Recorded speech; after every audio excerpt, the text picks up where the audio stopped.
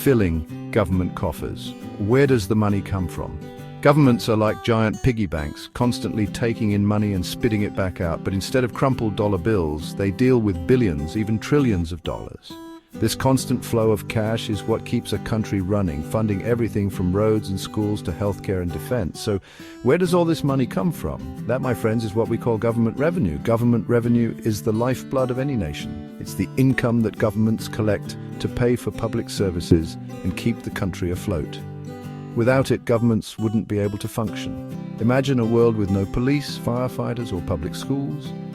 That's what life would be like without government revenue.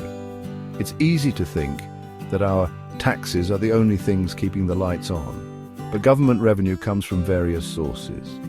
These can include everything from taxes on our income and purchases to fees for services, fines for breaking the rules, and even profits from government-owned businesses. Understanding where government revenue comes from is crucial for citizens. It allows us to hold our elected officials accountable for how they manage our money and ensure that our hard-earned cash is being used responsibly and effectively. After all, it's our money they're playing with. The revenue breakdown: taxes, fees, and other income streams. Let's be honest, nobody likes paying taxes. It feels like we're constantly shelling out money for something we may never even use. But here's the thing, taxes are the backbone of government revenue. They make up a significant chunk of the money governments need to operate. Think of taxes like a giant potluck where everyone contributes a dish. Some people bring the main course while others bring sides and desserts. Similarly, different types of taxes contribute to the overall government revenue pot.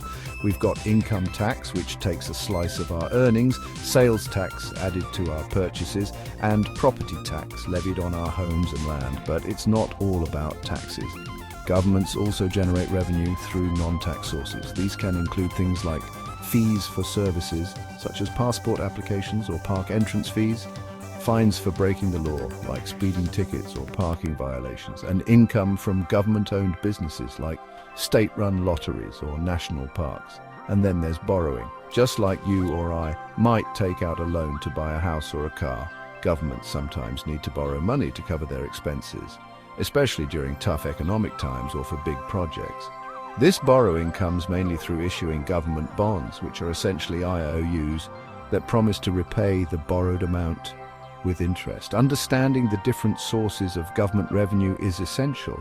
It helps us see the bigger picture of how our money is collected and how it contributes to the functioning of our society. So the next time you grumble about paying taxes, remember that it's an investment in our collective well-being.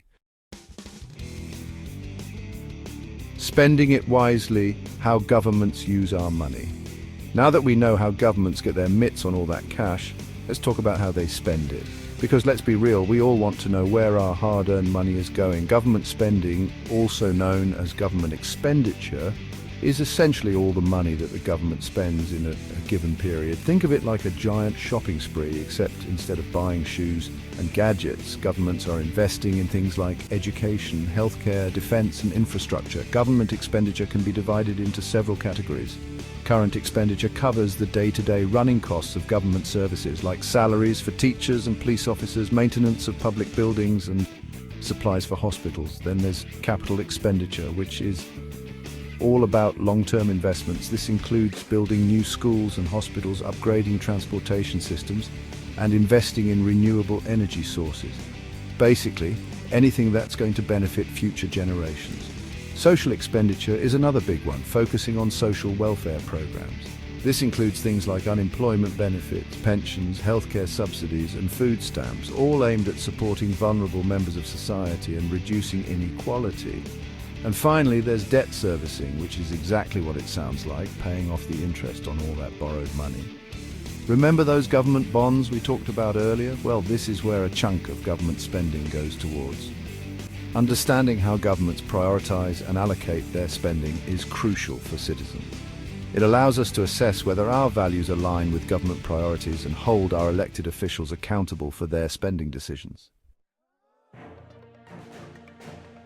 Balancing the books, fiscal responsibility, and the road ahead. Government finance is like a delicate balancing act. On one hand, governments need to collect enough revenue to fund essential services and keep the country running smoothly. On the other hand, they also need to be mindful of how much they're spending and avoid racking up unsustainable levels of debt. This is where fiscal policy comes in. It's essentially the government's game plan for managing its finances, using tools like taxation and spending to influence the economy. Think of it like a giant control panel with levers for adjusting taxes, government spending, and borrowing to achieve specific economic goals. In 2024, the government's fiscal policy goals are likely to focus on a few key areas. First and foremost is achieving a budget balance, or at least getting as close to it as possible. This means ensuring that government revenue is sufficient to cover government expenditure, without relying too heavily on borrowing. Another key goal is improving tax compliance. This means cracking down on tax evasion and making sure that everyone is paying their fair share. After all, a fair and efficient tax system is essential for funding public services and ensuring a level playing field for all. Social spending is also likely to be a top priority in 2024, especially given the ongoing economic challenges facing many countries. This could involve increasing funding for existing social welfare programs or introducing new initiatives to support those hit hardest by the economic downturn. And finally, sustainability is expected to play a central role in fiscal policy decisions. This means taking a long-term view of government finances and ensuring that current policies don't jeopardize the well-being of future generations. Ultimately, the key to sound government finance lies in striking a balance between collecting sufficient revenue and spending it wisely. This requires careful planning, responsible decision-making, and a commitment to transparency and accountability. After all, it's our money they're dealing with, and we deserve to know that it's being managed responsibly.